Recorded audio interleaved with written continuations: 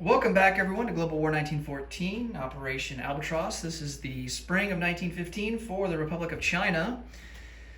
And before we start their turn, a slight correction from the USA turn. I did not realize that the Panama Canal opens in the summer of 1914, and so that changed my strategy a bit with the USA.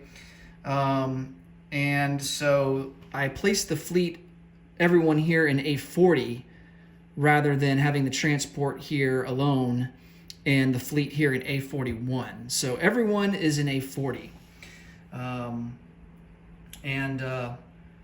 Not to spoil anything, you can probably figure it out anyway, that on America's turn next time, the goal is to come down here through the Panama Canal and launch an amphibious assault into Chile. So, all right, let's get into China. We have $3 to spend. I'm going to go for an infantry, and that will be all the money in the bank.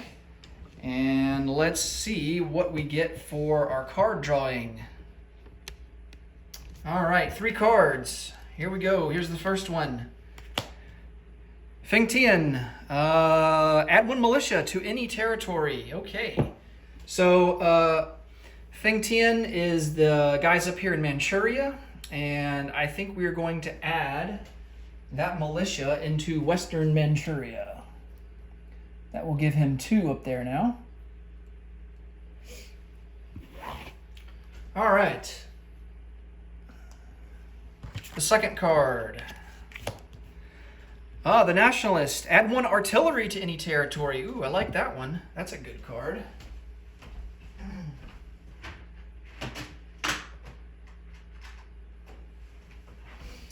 Well, let's see. I'm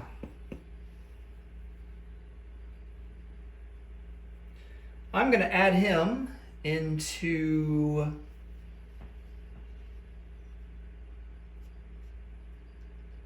Yeah, I'm going to add him into Kwai Chao. I'm determined to take over Yunnan this turn, because it's been a disaster the past 2 turns.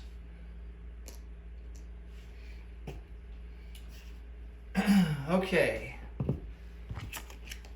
And the final card.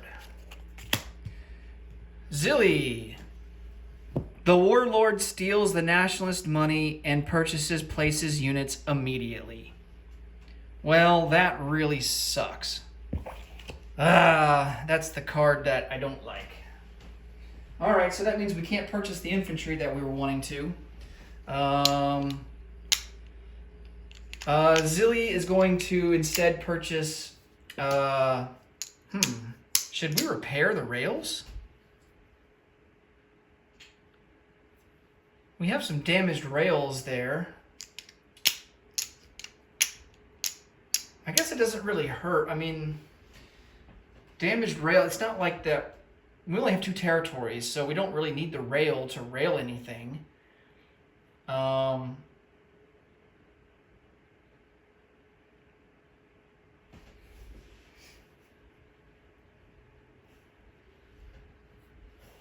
The only thing is that if we received any Lend-Lease, it wouldn't be able to go into Shantung. It would have to stop in Hopei and be delivered into Hopei via the river.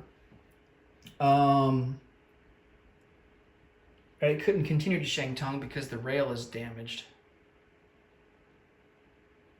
I don't know if the Central Powers are really going to be Lend-Leasing us anything anyway. I think an infantry is probably going to benefit us more. Or maybe even a militia upgrade. Well, we want to spend all of it. So let's buy an infantry. And that infantry is going to go into Shantung. That will bring our total there to 3.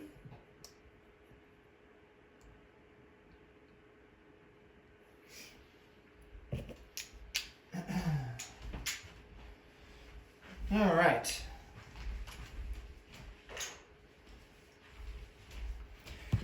Put these cards in the discard pile.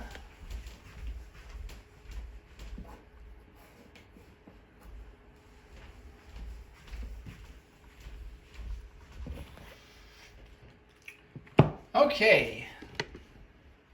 For the nationalists, we are going to attack into Yunnan.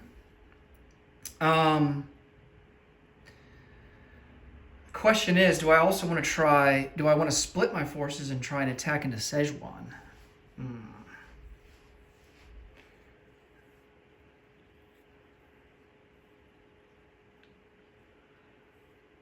That's an interesting thought.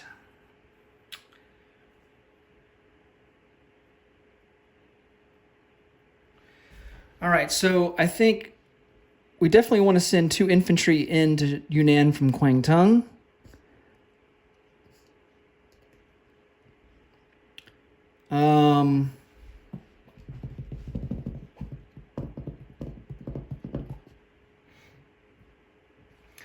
Let's send an infantry from Kwaichao into Szechuan, an infantry from Hunan into Szechuan, so that leaves just 1 infantry in Hunan. Let's see, the cavalry will go into Szechuan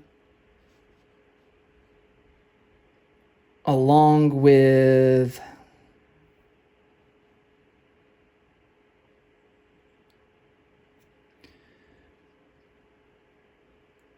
a mountain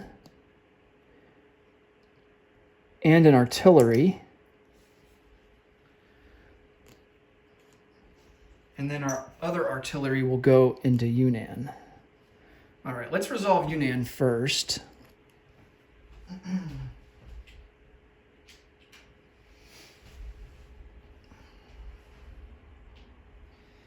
And we have to be aware of the retreats. Okay, artillery first strike's going to be at a 3. And that's a retreat. Great. Oh, man. We have an infantry at a 1. That's a miss. And I guess the other infantry is no longer paired with the artillery because he got the hell out of Dodge. So I guess he's going to be at a 1 as well. And well, either way, it would have been a miss.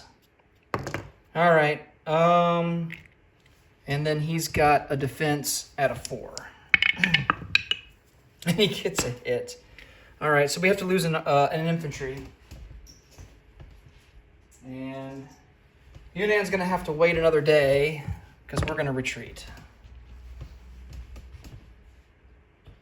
I said I was hell-bent on wanting to get Yunnan, and I thought that I could get it with him only having 1 guy defending, but that's not the case.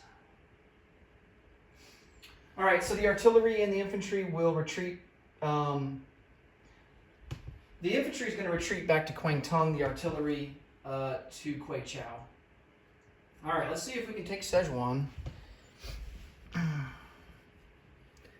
Cavalry at a 2, infantry at a 4.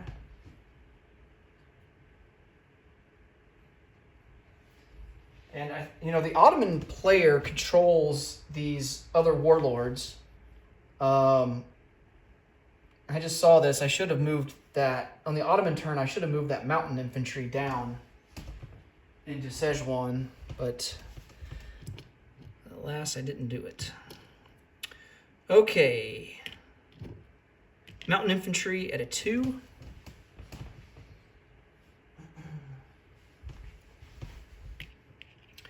Two infantry at a 1. Artillery at a 3. Cavalry is going to be back up to a 3 because we're going to pair him with the artillery. All right, let's see if we have better luck here in this battle. Artillery first strike at a 3. Just missed by 1, but hey, at least it's not a retreat.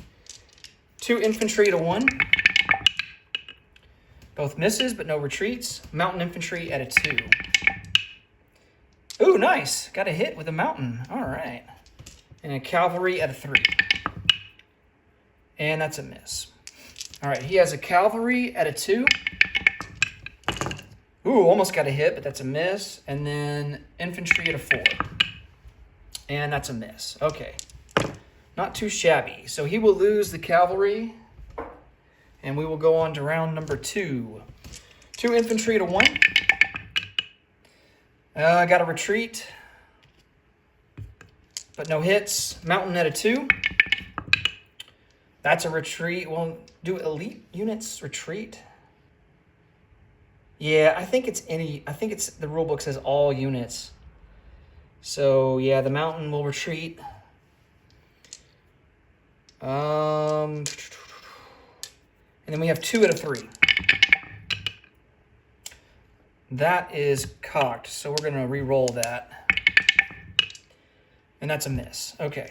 And he's got an infantry at a 4. And that's a miss. All right, final round. Infantry at a 1. That's a miss, almost a retreat. Not that it matters because we have to retreat after this turn anyway. And 2 out of 3. Nothing. Okay.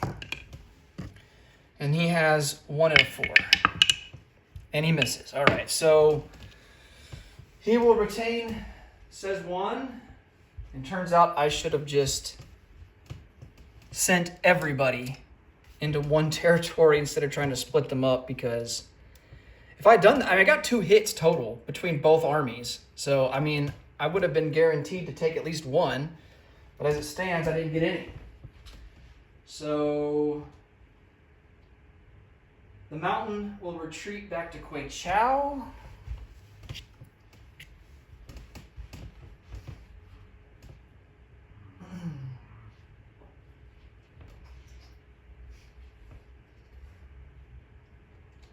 Both infantry will retreat back to Queichao along with the artillery and the cavalry.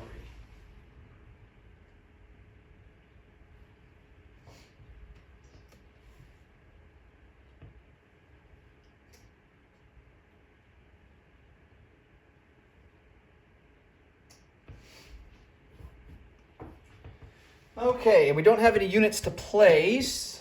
I'm going to keep the camera here because I think we're going to be able to go straight into the random events for the summer of 1915.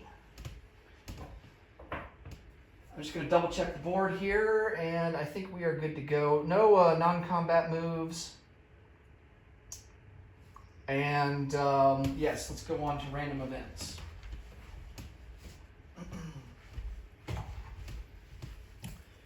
Summer of 1915.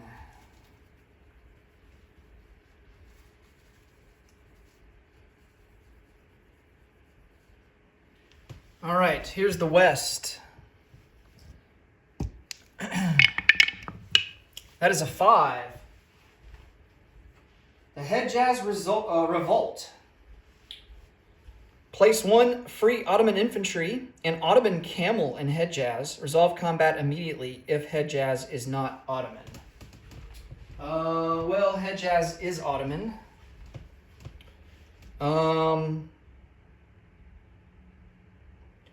So I guess we still place 1 free Ottoman infantry and camel in Hedjaz.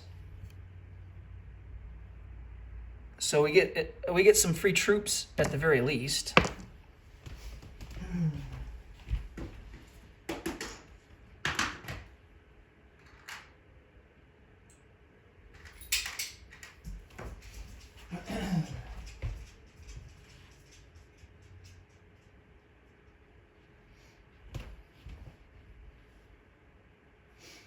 All right, place those guys down, and I will mark this random event off the chart.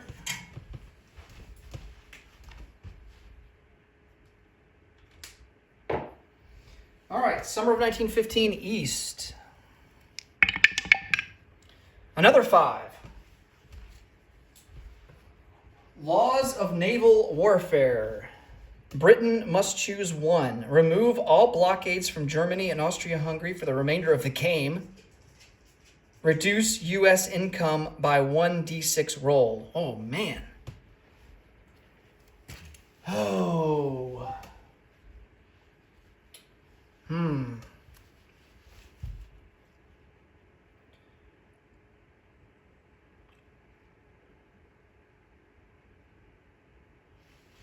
That's a tough one.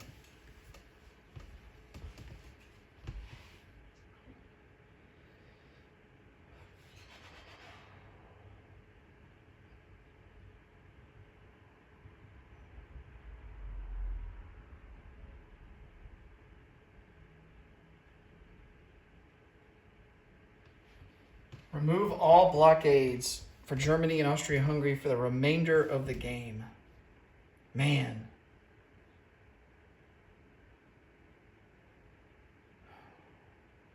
It only applies to Britain. France can still blockade.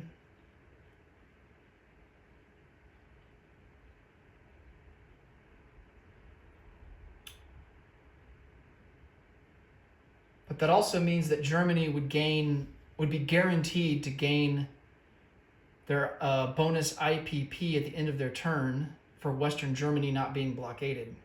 And that's worth I think that's worth $1. Or is it worth 2?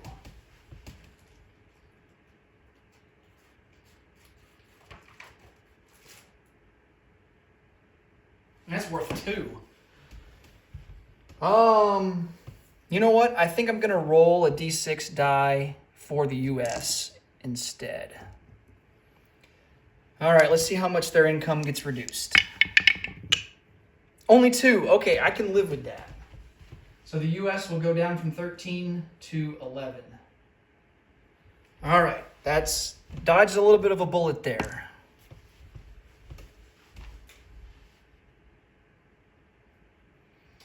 All right, I marked that off the chart, and that will do it for random events. In next video, we will start the summer of 1915 and kick it off with Germany.